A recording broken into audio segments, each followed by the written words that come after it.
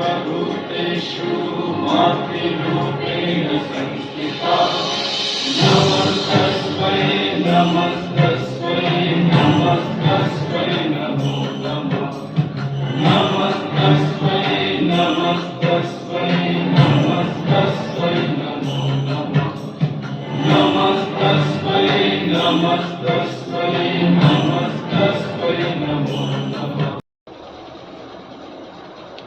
नमस्कार, हम कल्पना झा अपने तमाम दर्शक के Mithila TV news channel Delhi के तरफ से जुड़ शीतल मतलब मिथिला पर्यावरण दिवस के हार्दिक शुभकामनाएं।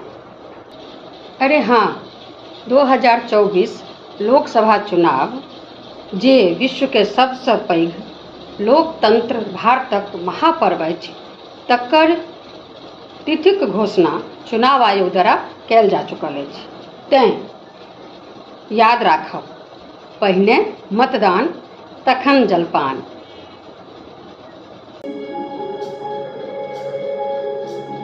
सर्वमङ्गलमङ्गल्ये शिवे सर्वार्थसाधिके शरण्ये त्र्यम्बके गौरी नारायणी